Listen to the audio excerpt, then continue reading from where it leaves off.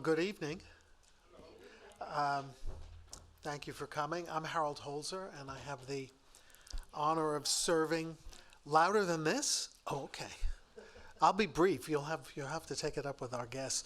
I'm Harold Holzer, and I have the honor of serving as director of Roosevelt House. And on behalf of Hunter College President Jennifer Rabb, I'm delighted to invite you to tonight's program for a discussion of a really wonderful book by Saladin Ambar, who I just met tonight. We have so many things in common, agents, book projects. He's writing a book about Abraham Lincoln for his next project.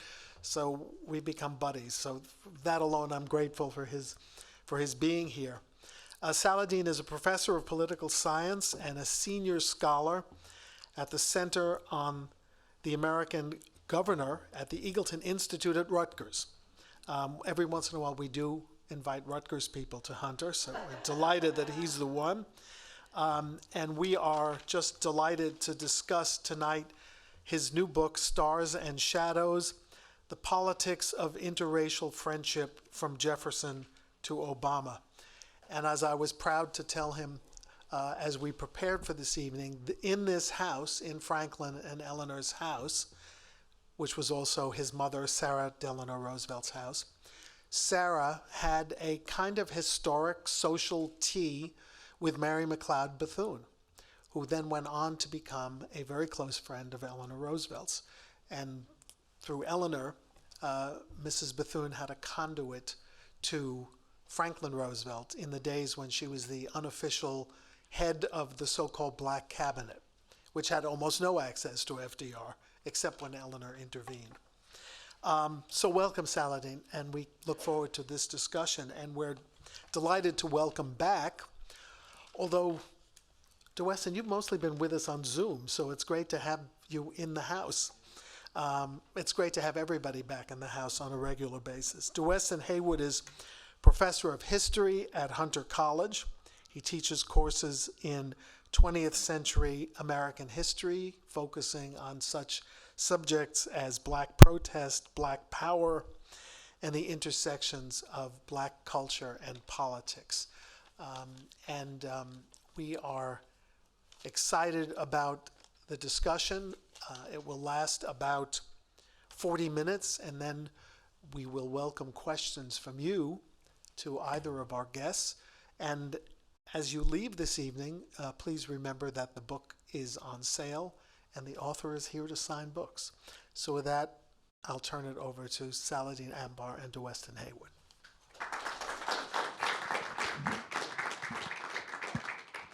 So thank you, Harold, for that introduction, and thank you, Professor Ambar, for being here. Oh, that's all right. I'll try to, yes, speak more directly into our device here. But yeah, thank you. Thank you for being here to discuss this work, and thank you too for writing it. I think that it's a very timely piece, a brilliant scholarship that I think is going to challenge scholars and students of American history and social movements, but more so challenge us individually to take up its reconsideration of the way that we do democracy, right? And so that's sort of what I want to talk about, and how you reconsider that through these vignettes of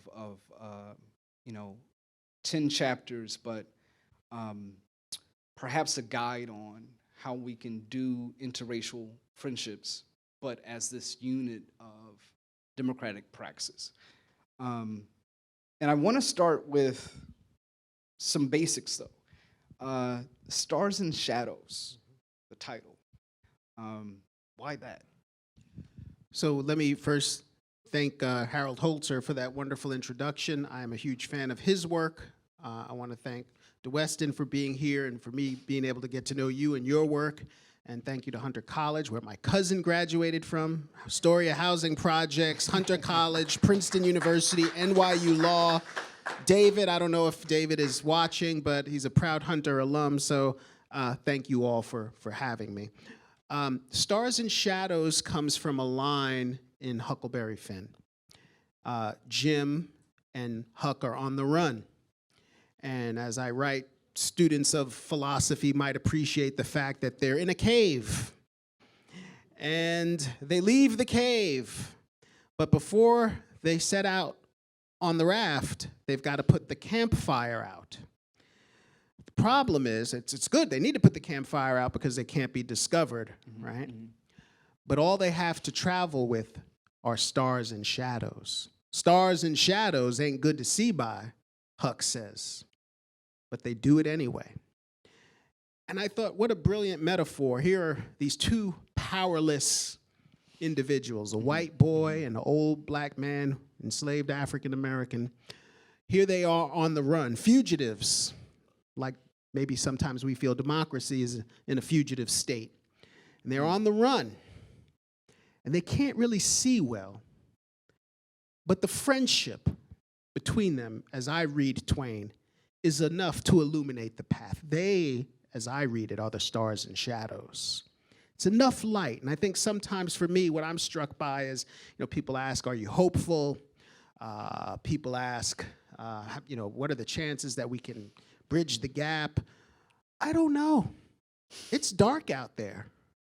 It's the effort. I think for me, this book was a journey of redefining what we mean by success in a multiracial democracy. It's not going to be easy. It's going to be difficult to see. The path is pretty wicked out there. But we make the effort. We leave the cave together, and we go for it. And I was just struck by Twain in that line, in that moment. And of course, I happen to be a fan of his work. I mean, no author is without his or her challenges, but I love Twain. And I love that idea that these, what Toni Morrison calls in Beloved, these throwaway people, when she writes about Denver, a white woman, and Setha, who's a black woman, these are throwaway people, no standing in society, but the friendship and the bond speaks to the possibilities of democratic enlightenment. That spoke to me, and I thought that would be a good metaphor to kind of have in the backdrop for these chapters. And I think for those reasons, it's among others that I hope we can get into, such a timely piece. I mean, if you just think about the last few days, let's say the State of the Union address and rancor in the audience, that following yet another episode of police brutality and racial violence. We could say that those two things, I'm just citing those two examples of, might be extensions of a deepening cynicism that has manifested in things like, political violence on individuals, institutions. We could say that that's still one part of the story. Another part could be that since COVID or before, that people have expressed, I'm thinking of a couple of studies here, increasing feelings of isolation and dislocation, right? I think it was a New York Times article in October that talked about adults and their difficulty in making friends and keeping them, right? But I think you push back on that, but you also complicate our notions of friendship, especially in this context of cross-racial friendships. And so if you can talk a little more about what that means in terms of a multiracial democracy and sort of like what's at stake in building such a friendship. I appreciate the question. I think we understand, the Greeks understood that friendship mattered. They viewed it as integral to democracy. The French Revolution included fraternité as one of the fundamentals of what it would mean to engage in self-government. We understand it. But you know, it's easier, maybe not easy, but it's easier to engage in democratic politics when folks look, believe, feel the way you do. You know, I go back to Washington's farewell address, which we all love and which Lin-Manuel Miranda has now helped many Americans memorize. But you know, there's one line in that farewell address which is a little bleak. And Washington says, with slight shades of difference, you share the same customs, habit, religion, traditions. Washington is saying, we come from the same stock. Division can't be our lot. We have to work together. You know, I understand what Washington's trying to do, and it's a great speech that Hamilton wrote for him, right? But the challenge with it is this notion of, with slight shades of difference, we all share the same customs, et cetera. Look around the room. Look at the city we're in. Look at the country we're in. You know, this is not Sweden. You know, this is not Liechtenstein. We're in a massive, roiling, different, diverse republic. Can you do that thing that Washington wanted us to do, be unified, absent racial, religious, et cetera, homogeneity? Can you do it as a massive, diverse republic? That's our challenge. It's always been our challenge. And I think, you know, going back to Du Bois, when Du Bois writes in The Souls of Black Folk in 1903 that we cannot become essentially a democratic society if we can't even sit and have tea or cigars together, that legislative halls cannot even equal what it means to simply sit down with someone and to engage with them personally across racial lines. Du Bois says it a lot more eloquently than I remembered it there, but the point is, he says, this is the fundamental. The human connection. You can't get to democratic life without that human connection and set of bonds in the souls of black folk. And so I think on a meta level, it's 100% true, but I also appreciate, Weston, you raising it on the personal level. What living in an advanced commercial republic, highly industrialized, technocratic, capitalist society has also produced is a massive feeling of disconnection because of our phones, because of our inattention to one another. The fact that we're sorted into different kinds of communities, online and elsewhere, creates a great sense of longing for human connectivity. I don't say this as an academic, I say this as a human being. I feel it. You know, this would not have been my first book. I'm happily in middle age in my life. And you reach a point in your life when you assess those connections. And I think the only difference with me and what many other people feel and experience is I maybe just make those connections more tightly tied to the world of our democratic life as Americans. But I think we all experience this feeling and this sense of longing. It's difficult enough. Add the dimension of race, and you have really created a fundamental chasm that has to be breached. We have to find a way to connect for this experiment, ongoing as it is, to ultimately do what it was intended to do, I think, which is to live up to its creed of human equality. But you can't do that in a disconnected society. I think this is why, dare I say, political scientists don't do the best job, but Toni Morrison, Mark Twain, Ralph Ellison, and a host of poets and writers have done a much better job of conveying what it means to engage across racial and ethnic lines for a large multiracial democracy like ours. I think hopefully historians and political scientists will catch up to what those in the arts have already, I think, tried to convey. In reading it, I definitely got the sense that your personal experiences are part of this, in addition to highlighting the ways in which these historical actors, which I'm sure many of us are familiar with, come off really, really human, really personal. And yet I also wonder, well, why these characters? Like, why these historical actors?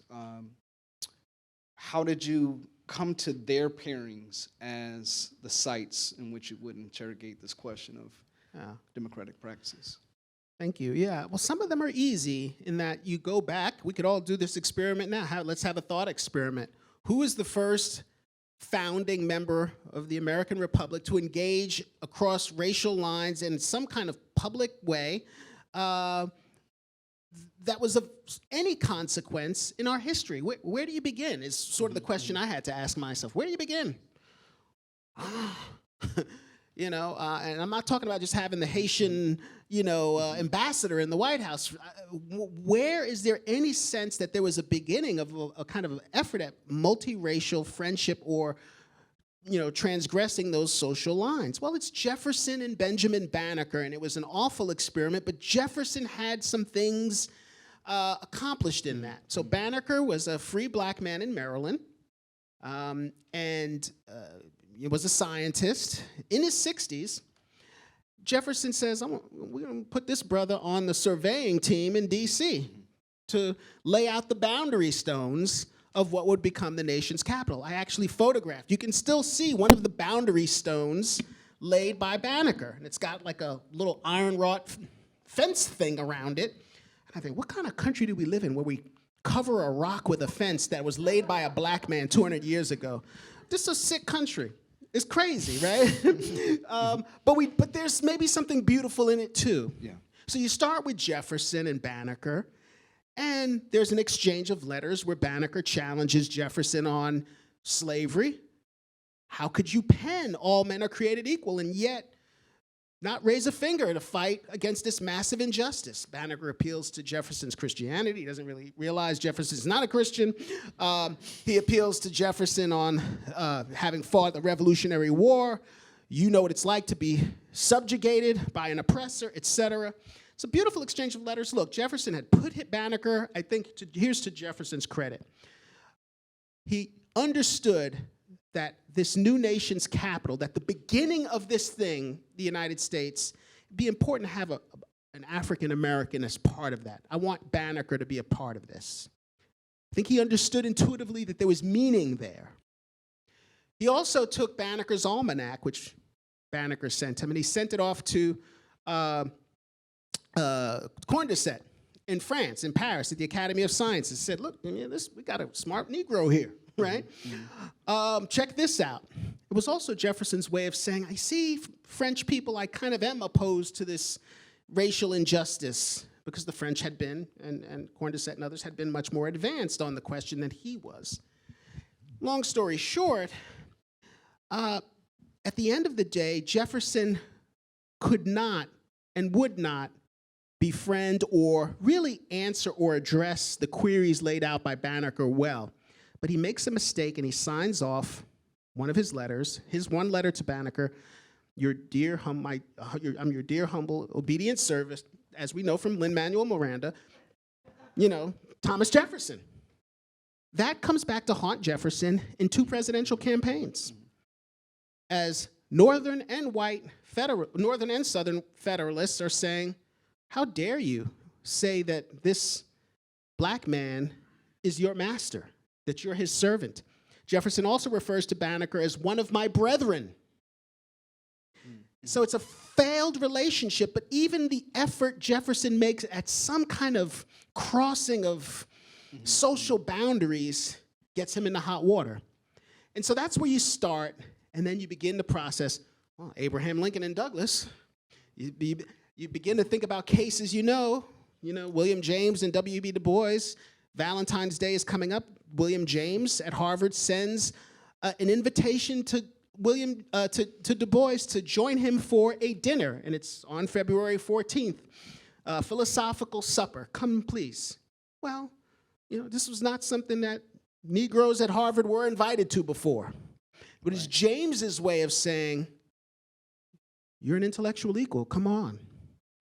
I didn't want it to just be about presidents and sort of political elites. I started to think about relationships that I had read about and that meant something to me. Shirley Jackson, the great writer, and Ralph Ellison and her husband, Stanley Hyman, who was an outcast as a Jew in the 1930s, 40s, and 50s. Shirley Jackson, who as a woman still had to sign her name as, Mrs. Stanley Hyman, right? Even though she was the more prolific writer ultimately. And here's Ralph Ellison, this one black man in Vermont, visiting them, at Bennington College. That relationship was dynamic. Yeah. And so you start to piece together these cases that speak to how the country has changed democratically through the lens of these historic interracial friendships, including people like James Baldwin and Marlon Brando and Martin Luther King and Rabbi Abraham Joshua Heschel, and the list goes on. And these are not perfect relationships. Right. They just like your friendships and mine are imperfect. The value that I see in them is relative to the degree to which there is some democratic purpose at stake in the relationship. And that's what I try to draw attention to. What are they trying to do in this relationship with this private friendship to advance the nature of our democratic republic? And how do we know we've made a friend? And especially one across racial lines. And I want to see if you can tease out a little more about the difficulties of some of these friendships. And you use, your phrasing is, in some cases, these relationships are years long, or in some cases, decades long. In other cases, they approximate friendship. They approximate it. So I just wonder, how do we know one is happening and not the other? Arguments, fighting, disagreement. The ones, when Douglas meets Lincoln for the first time, they're meeting about, and Douglas is, irate because black soldiers are not getting equal pay with white soldiers. And Douglas has 2 kids in the Civil War. And he basically accuses Lincoln of going back on his word. And Lincoln says, look, I may be slow to come to a point of view, but once I'm there, I'm steadfast. And Lincoln pushes back. They get into an argument. Lincoln says, I don't know who you think you are. That's not true. Jefferson would never do that, and did never do that with Banneker. He kind of, well, you're really great, and this is just a wonderful conversation. I'm going to send that almanac off to France, and by golly, good for you. That's not a friend. That's friendship on the cheap. No, when Ralph Ellison writes to Stanley Hyman a long letter saying, I don't like what you said about black intellectuals and what it means, and they go at it. They argue. They fight. The disagreements, the pushing back, the give and take says you care. I mean, I don't want to get into like couples therapy here, but I mean, we are approaching that famed day. A relationship where there's no conflict and everyone's yesing each other to death, there can be no real love there. As Dr. King said, there can be no great love where there's no great disappointment. And vice versa, right? So I look at these connections, and not all of them, Dr. King and Rabbi Heschel didn't really have any real difficulties. They kind of got it along. But a lot of them were involved tensions. And I think the ones that survive and the ones that have depth are the ones that had some of those tensions. Those are Marlon Brando and James Baldwin. I found down at the New School, where I got my master's, in their library, in their archives, a letter from Baldwin, who was attending the New School acting studio, sort of on the sly. You could see James Baldwin just like slinking in the back of a class, not really paying his tuition. But Brando was there really studying, and that's where they kind of had their first set of meetings. But anyway, they have a letter there, and in it, Baldwin is asking, maybe pleading, is probably the best word, for Brando to star in a new screenplay that he's developed. It's probably going to be for Giovanni's Room. And Baldwin is really saying, come on, Marlon, I'd like to be friends again. I want this to happen. There was a falling out between them. We don't know what it was. I couldn't figure it out.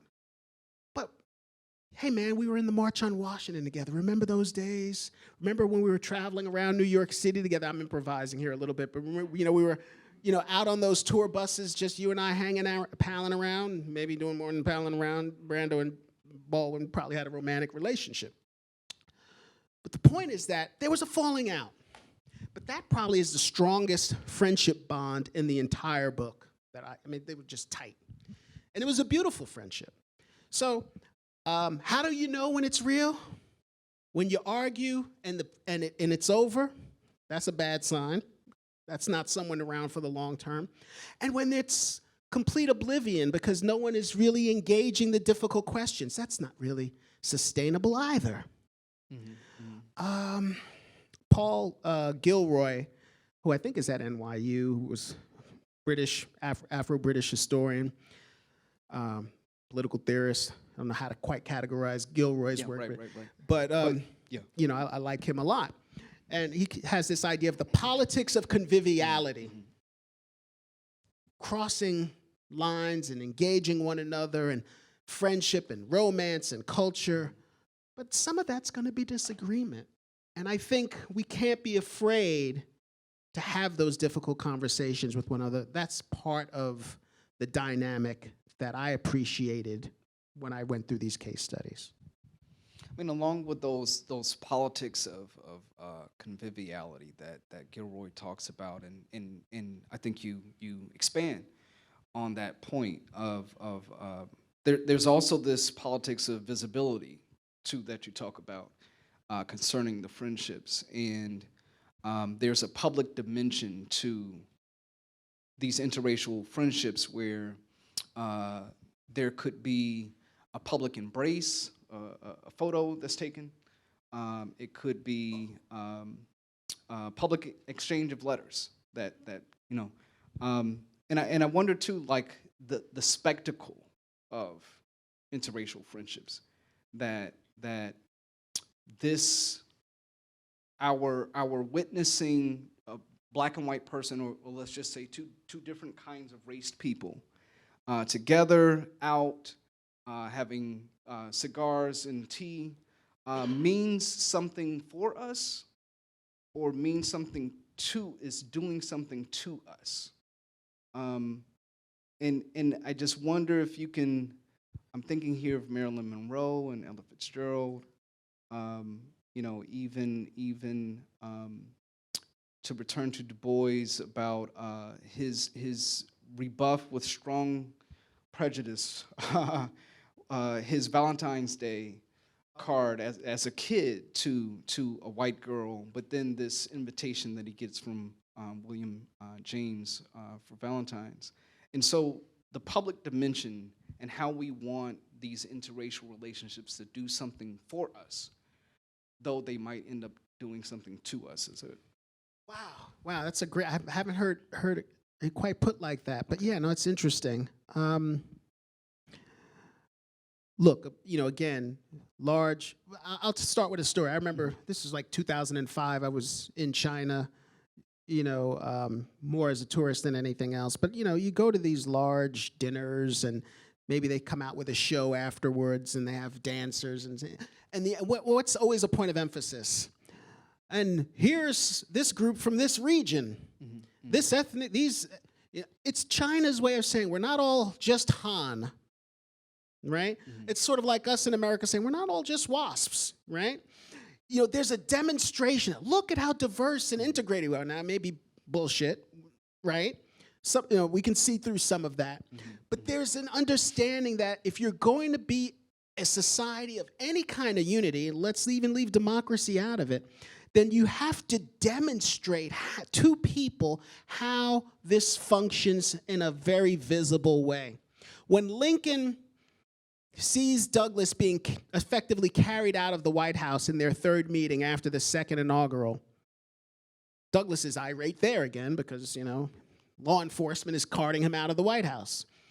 He said, they tell him, we've been instructed that no colored persons are to be allowed to this gathering. And Douglas knows Lincoln at this point. He says no such order could have been given by Abraham Lincoln. Lincoln sees him being carted out, and he calls out to him, "There's my friend Douglas." That's not for Frederick Douglass.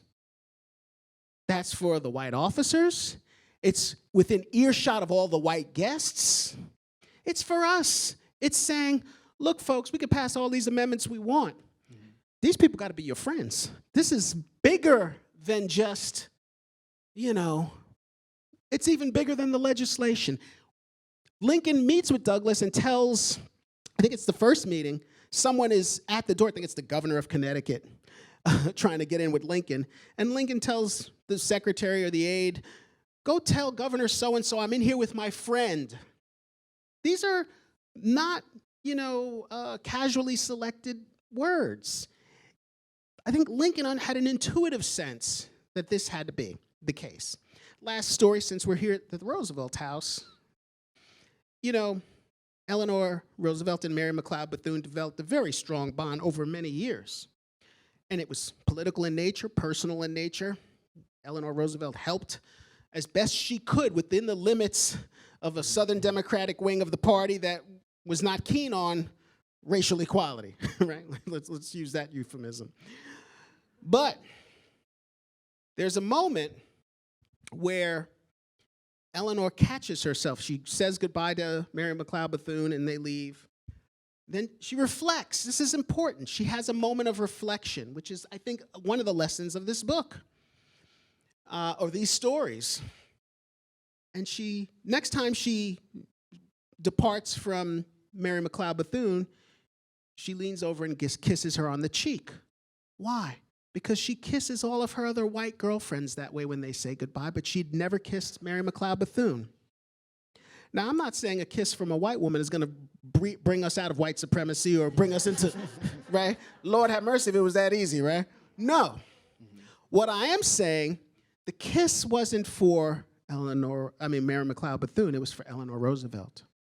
I need this because I see a source of division within my own spirit about how I'm treating this person. That little ounce of self-reflection is so powerful. I think it speaks volumes to our willingness to grow and learn. And it's a private moment, but it's a public display for Bethune, but more for Roosevelt, more for Eleanor.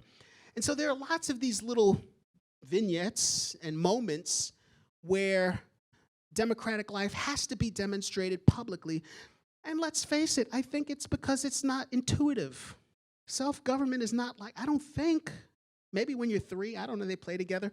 It's not intuitive. It's not the history of the world where we just agree to deliberative discourse and we resolve problems. Look around the world. That's not how it generally works. Look in this country, it's not how it generally works. Hasn't worked. So we're still new with multiracial democracy. I'm born in 1969. The Great Society programs had just been completed. We're about my age into full efforts at a democratic republic, right? So it's a long and arduous fight, and we need public displays because, as Tocqueville says, we need to cultivate what he calls habits of the heart with respect to democracy. We have to habituate ourselves to this kind of self-government. Again, it's much easier if you're in Sweden or if you're in Japan maybe, or if you're in wherever, and most everyone is like you. I'm not saying democracy is easy, it's easier. But in a society like ours, George Washington farewell address, no, we don't all have the same custom religion. We all don't have the same backgrounds. No, we don't. But we got to love one another enough to say, I would rather lose an election than to win through violence. Even if it's you who don't speak my language, who look differently, et cetera, et cetera, et cetera. That's the test. And that's why we need public displays. So I have many more questions, but I think at this moment we can open it up to the audience and perhaps come back and circle back. But go ahead, sir.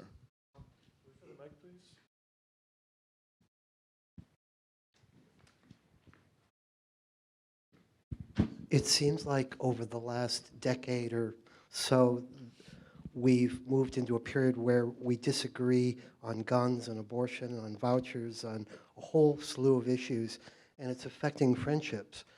And do you think that that's a cyclical trend, or do you, how do you think that plays out? Wow.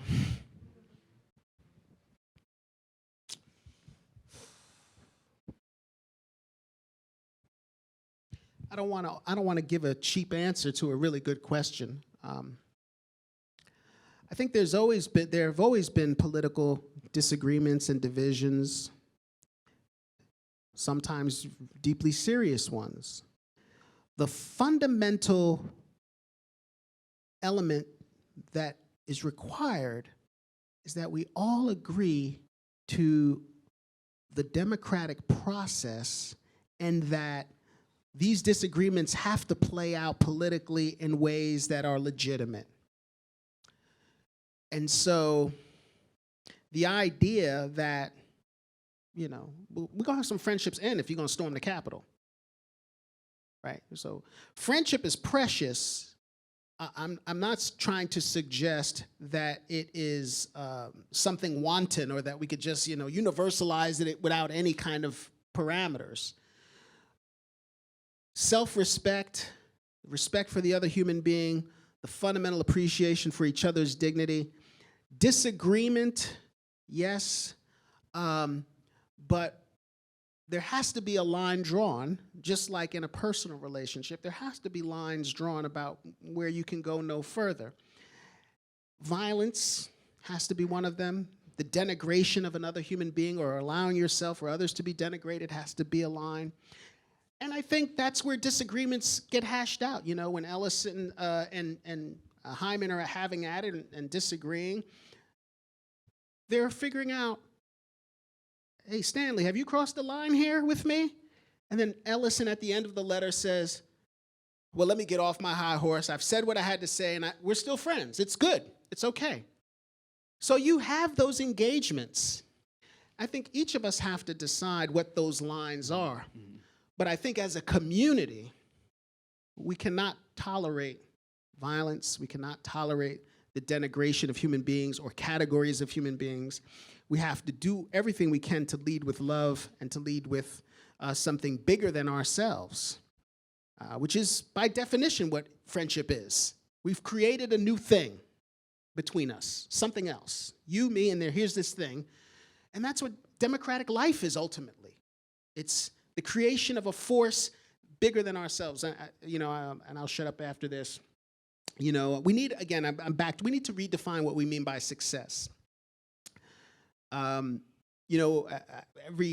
year around this time, I teach my students, we read Julius Caesar by Shakespeare. And Brutus has a line there that I think we need to really appreciate. I think Shakespeare is very much a small R Republican in this way. Brutus says, I will have more glory in this losing day than young Octavian and, what was the other homeboy's name? Young Octavian and Anthony will through their vile conquest, right? I will have more glory through this in this losing day. Think about Al Gore, for some of y'all in the room. Think about what could have been had Trump said, hey, it's okay, the elections happen, things. I will have more glory in this losing day than young Octavian and Anthony will through their vile conquest. There's nothing wrong with defeat. As Mario Cuomo, who I wrote a book about years ago, said, My whole faith is premised upon a guy that lost. We have to redefine what's victorious in a democracy. It's okay to lose with your dignity. It's okay to lose an argument to preserve something beautiful. So long as no lines are crossed, as Ellison pulls back after his tiff with, hey, I'm coming off a little sharp here. Let's pull back. Nothing fundamental has been breached. So we're good. I mean, that comes across too, I think, in your the exploration of Steinem and Angela Davis and the moment when Steinem has accepted the position to defend Davis and serve on her campaign to free her from prison, and she loses a cousin, basically. Steinem receives a letter from, I mean, you can tell this much better than I can, but I'm just happy somebody read the book. I'm like, wow, this brother read the book. But it's to me this really telling moment where Steinem is convinced of the power of this political statement that she's going to say to a cousin who is ready to, you know, cut her off, ostracize her, so on and so forth. And she says, okay, cool. This is where my politics stand at this moment, even though they would have their disagreements over the years, right? But for defending her and representing her to be freed from prison for trumped up charges, right? And what that meant in terms of black people's liberation, what that meant in terms of women's liberation and so forth, right? That she was willing to draw the line with this cousin of hers who said, well, you know, this is going to drive a wedge in our family. She says, okay. Yeah, thank you for bringing that story up. Yeah, it's a powerful moment. You know, Gloria Steinem lost a great deal of cachet with sort of mainstream American society, white society, if you will, through the Free Angela Davis movement and her chairing and being treasurer of, you know, raising money for her and taking that on. You know, I think William F. Buckley Jr., as you can imagine, excoriated her, and many others were unappreciative. But, you know, Gloria Steinem, they had their disagreements, and there were things that black women didn't appreciate in terms of her lack of support for Shirley Chisholm, et cetera. There were issues there. But on the question of Angela Davis, in a moment of her greatest need, she was there like few others and took major hits for supporting it, and in part because Steinem herself, when she went to Smith College, she you know, in her little school in Toledo, in Ohio, wherever she grew up, she was like, you know, she had seen black people. She had seen black people in D.C. And she gets to Smith and was like, where are the black people? And then she said, black women taught me feminism. Mm-hmm. When folks talk about intersectionality, Gloria Steinem was probably the first preeminent white woman to talk about feminism being taught to her by black women, and really raising the question of intersectionality, of race and gender together as integral. So it's a very powerful moment, and it speaks to, you know, how at some point we all have to, in our lives, and I think as a nation, take a kind of stance.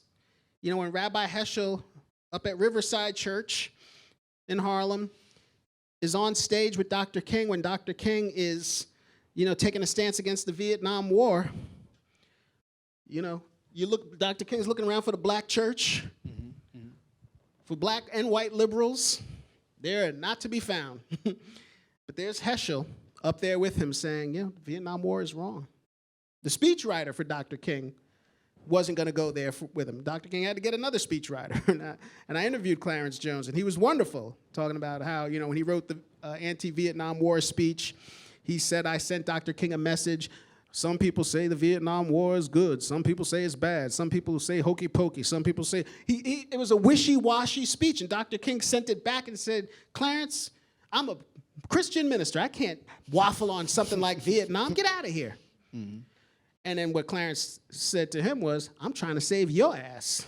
I can be against the Vietnam War. You're Dr. King. Mm.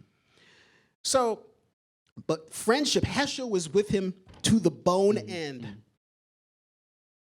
Because they had a spiritual connection that may even transcend ordinary friendship. They had a deeper bond about justice and injustice. So faith. at some point, we all have to figure out what those lines are.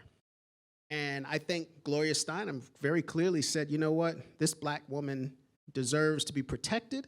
She deserves to be heard and understood. And as you say, you know, she's being done a grave injustice. I'm going to raise money for her. This is what I believe. Cost her friendships, family, speaking engagements, you name it. So power to Gloria Steinem for that moment, for sure. Indeed. Other questions?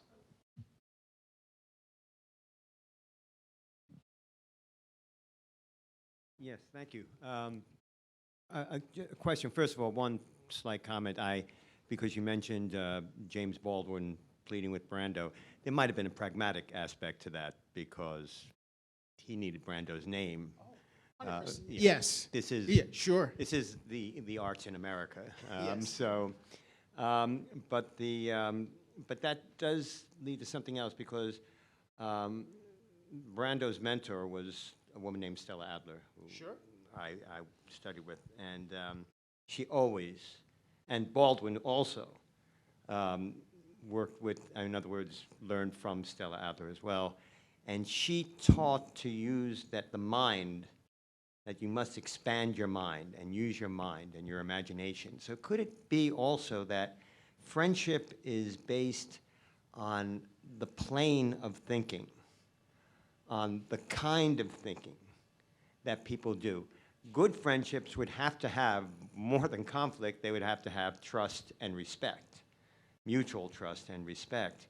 But also that how people think, because, for instance, people might have, it might not be on a high plane, it might be they like the same TV shows, they have the same sense of humor or something. Could that, at least in good friendships, wouldn't that be criteria for what develops into a good friendship?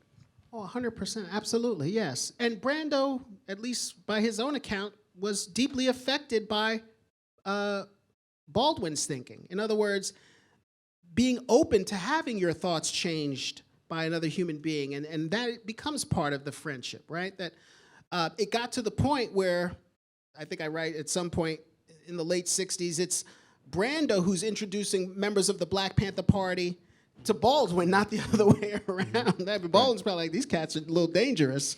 Brando is delivering eulogies for slain Black Panthers, you know? But he had to impact one another's thinking, I think, is certainly, and being open to it, yeah, for sure. Most definitely. I think that is an enormous part of any friendship, but I think it requires a kind of openness, right, to engaging in that way. And learning from one another, and I do think we see this in these relationships for sure. Yeah. Thank you for raising that. Please.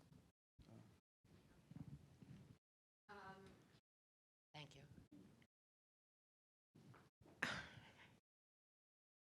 It's difficult to say. I'm much older than I look. That's not difficult to say. And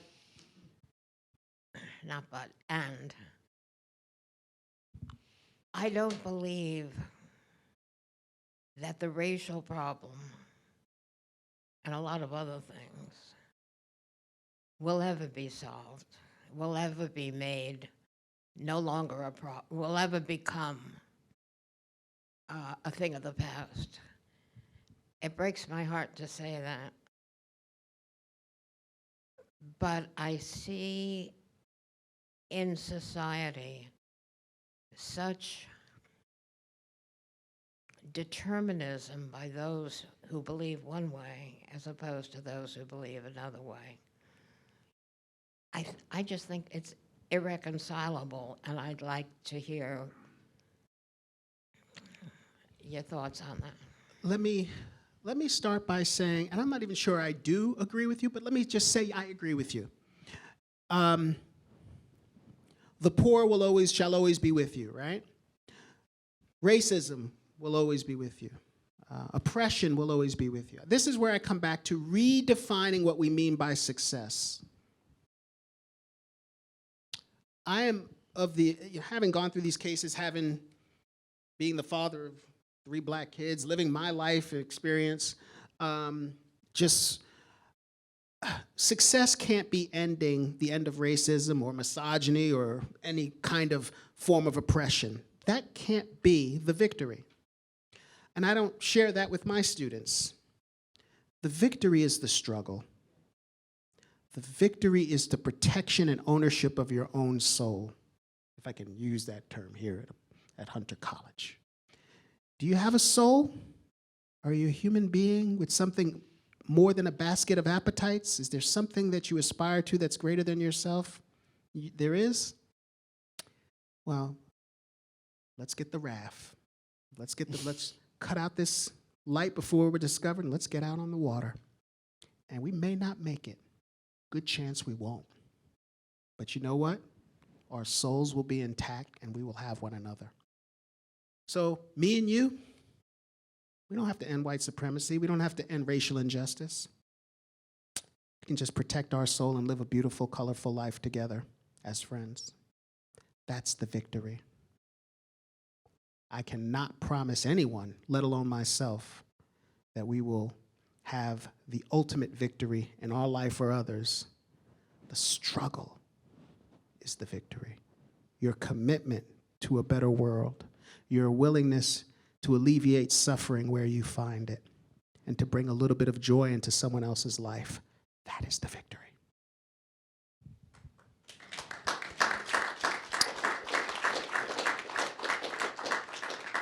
That is the perfect place to close it out, I think. So thank you to Professor Ambar. Thank you so much.